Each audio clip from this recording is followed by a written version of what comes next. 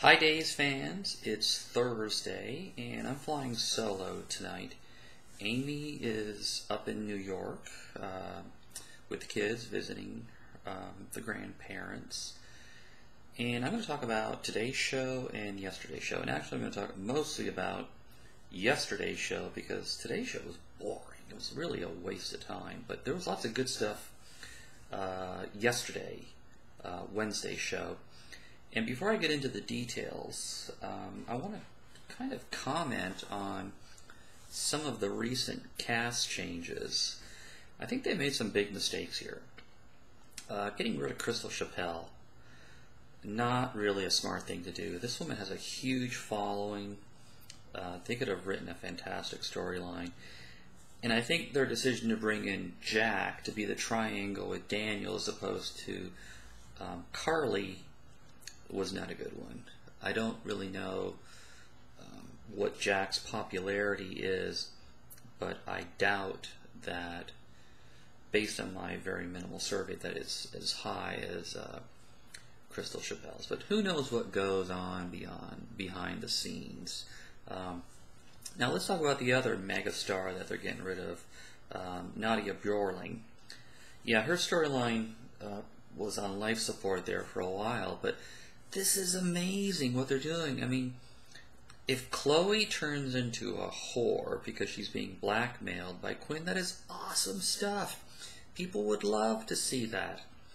The 2% of the population that watches Days would go freaking berserk. The other 90 or 98%, not so sure. Anyway, they're building this whole thing up, and they're just killing it. So anyway, oh, and Taylor, yeah, well, that's not really a big mistake.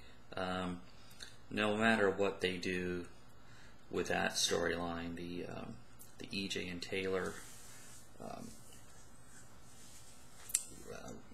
people commenting on that storyline just are not nice. I mean, I read the comments on Facebook, and they are downright mean. Poor Tamara Braun, my God, the abuse she takes from the Days fans. But it's not working, and it was not a good cast change. I agree that they needed to change actors, but I think they went in the wrong direction, and I don't think it's Tamara Braun's fault. I just think she was not good for this part. So, I mean, I guess she could have turned it down. I don't know, but man, that woman's thin. Sorry. What else? I got some notes here. I really like the scenes between EJ and Nicole and EJ and Chad. So let's start with EJ and Nicole. You know, EJ's been laying pretty low, kind of bowing down to Nicole with all her demands. But he finally laid his trump card down and made Nicole put her hand down. And he played, and I wrote down my notes, the Sydney and Johnny card. And that's exactly what he said later on in yesterday's show. And whenever he brings that up, Nicole shuts up. So really, he is in control now. So I don't know what Nicole's going to do. I mean, she went over to try and beat the crap out of Taylor. It's so funny when EJ starts screaming her name. Taylor!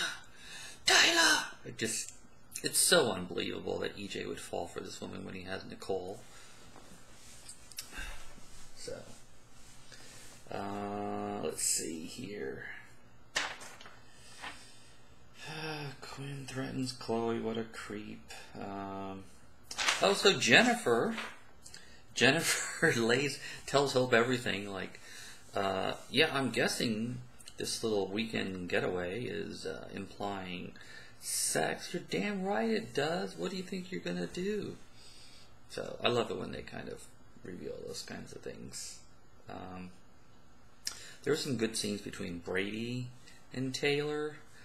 And, man, Brady is freaking scary when he's angry. When Taylor told EJ, or Brady, that she was in love with EJ, he went berserk. Like, This guy is pure evil. He killed my fiance. He's a drug dealer. He didn't even mention half the things he did. He tried to kill my dad. He's a rapist. What else? The list is so long. Well, he tried to shoot Philip. He incarcerates people, tortured Patch. Who knows? It's just such a long list. Anyway, James Scott is the most amazing actor. I mean, every scene that he's in is just unbelievable.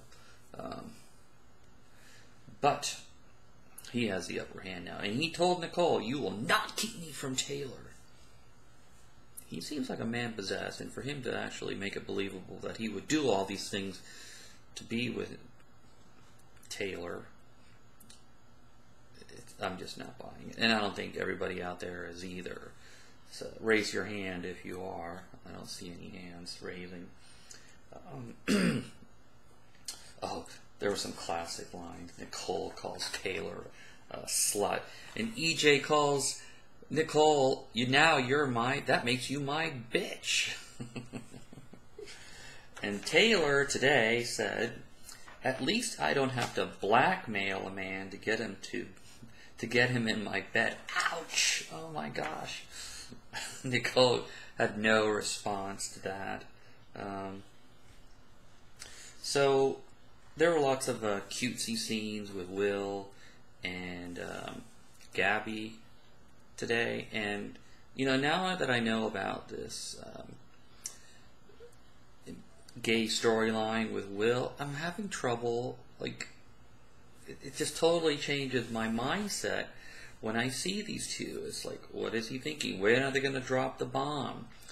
Are they alluding to? Are they trying to kind of drop hints? I don't know. Are they laying a foundation? Anyway, I can't look at him the same way, knowing what is coming down the pipe. But anyway. Oh God, so yes, I'm going back and forth between the two shows, but I had to fast forward through all that Girl Scout cookie stuff. I don't even know what they were talking about, but please, leave that for some other show. Oh, so back to Chloe. I took like 3 notes for today's show and a page and a half for yesterday. But it looks like Chloe is going along with the blackmail, which is great. Yet I know this is going to end prematurely. Double entendre there. That's about it.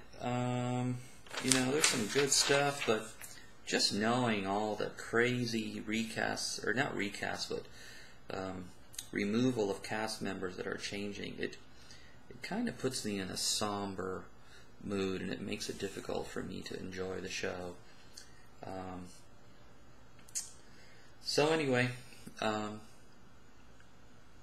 Days has got a big challenge coming up, and I know that they've had some changing of the guards.